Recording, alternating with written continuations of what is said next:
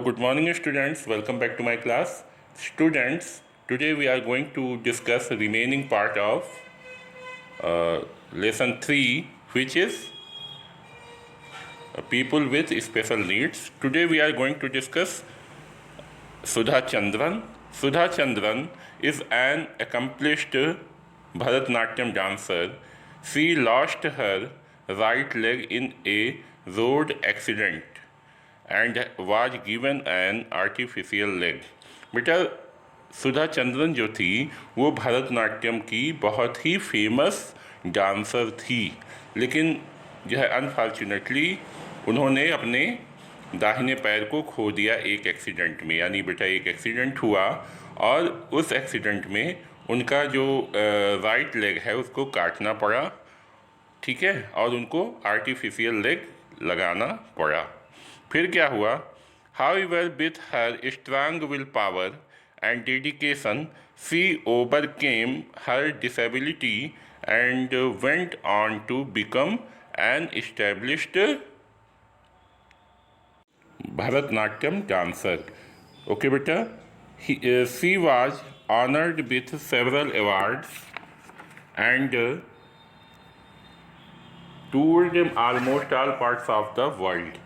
She continues to provide inspiration to many disabled people who aspire to dance.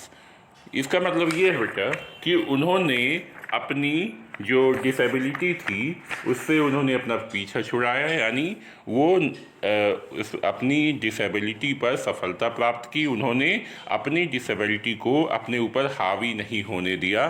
उन्होंने कठिन परिश्रम किया, hard work किया और जो है अपने डांस को छूटने नहीं दिया। वो डांस करती रही। आफ्टर हर एक्सीडेंट जो है वो डांस करना उन्होंने नहीं छोड़ा और जो है उन्हें कई बार जो है कई अवार्ड से सम्मानित किया गया और उन्होंने दुनिया भर के सभी देशों में अपना जो प्रोग्राम उन्होंने जो है प्रस्तुत किया।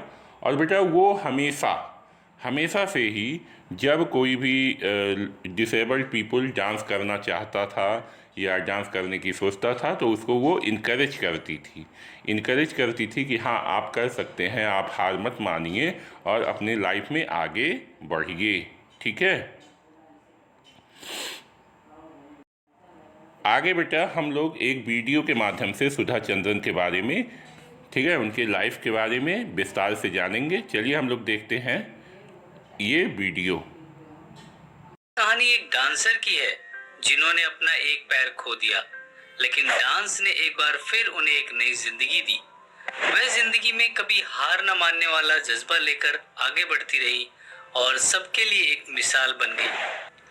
तो चलिए आज की कहानी की शुरुआत करें, जिसकी नायिका है सुधा चंद्रन। सुधा जी का जन्म एक तेलुगु परिवार में हुआ और वह अपने माता पिता की अकेली संतान थी।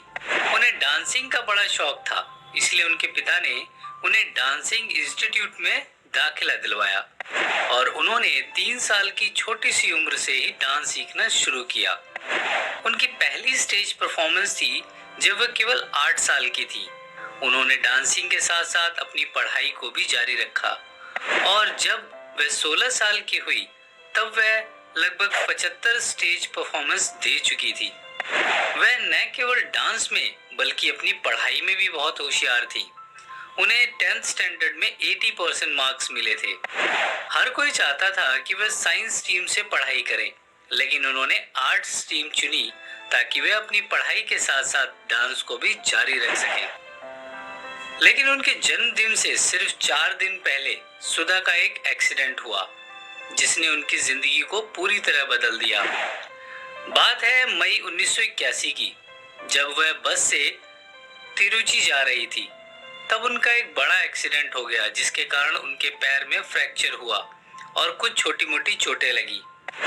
पर बस में और जितने भी लोग थे उनमें से सुधा सबसे कम घायल हुई, लेकिन हॉस्पिटल में मरीजों की संख्या इतनी ज्यादा थी कि सुधा का इलाज कुछ इंटर्न्स ने किया जो उनके दाएं पैर की टखने में लगी चोट को मरहम लगाना भूल गए और उसे यूं ही बांध दिया, जिसके कारण उनके पैर में गैंग्रीन हो गया और यह गैंग्रीन उनके पूरे शरीर में फैल सकता था।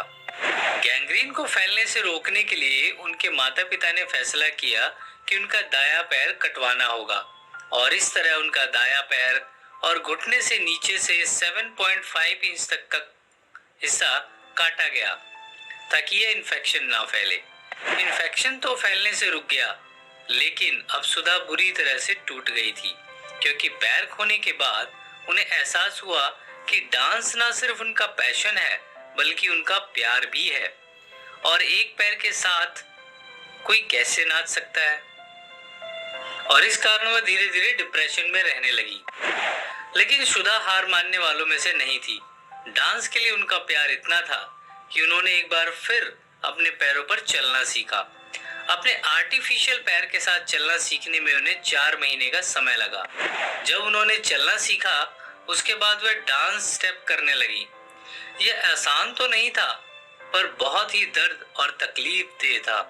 कई बार तो ऐसा होता कि उनके पैरों से खून निकलने लगता, पर वह रुकती नहीं और आगे बढ़ती जाती। सुधा लोगों की दया या उनका तरस नहीं चाहती थी। वह उन सबको दिखाना चाहती थी कि वह अपने आर्टिफिशियल पैर के साथ भी डांस कर सकती हैं। उनकी मेहनत और परिवार के सपोर्ट ने उन्हें डांस करने का कॉन्फिडेंस दिया, और अब वह पूरी दुनिया के सामने अपना पैशन दिखाने के लिए तैयार थी। 28 जनवरी 1984 मुंबई के सेंट जेवियर कॉलेज में उनका स्टेज परफॉर्मेंस था। उनके शो की सारी टिकट्स जल्द ही बिक गई, क्योंकि हर कोई देखना चाहता था कि कैसे एक लड़की एक पैर के साथ डांस कर सकती है। ऑडियंस में सिर्फ आम लोग ही नहीं, बल्कि मीडिया और कई फिल्मी सितारे भी थे। वह शो देखने के लिए हैदराबाद के रामोजी राव फिल्म इंडस्ट्री के मालिक रामोजी राव भी मौजूद थे। सुधा जानती थी कि ऑडियंस उसी सुधा को देखना चाहती है जिसे वह आज तक देखती आई है। यह वह पल था जब उन्हें एहसास हुआ कि यह उनका सपना पूरा करने का सबसे बड़ा मौका है, और अपने इस सपने को साकार करने के लिए उन्होंने जो भी मेहनत की थी, खून पसीना बहाया था, उस मेहनत और लगन ने जैसे उनके आर्टिफिशियल पैर में भी जान डाल दी। और उनकी परफॉर्मेंस के अंत में लोगों ने उनके लिए खड़े होकर तालियां बजाई।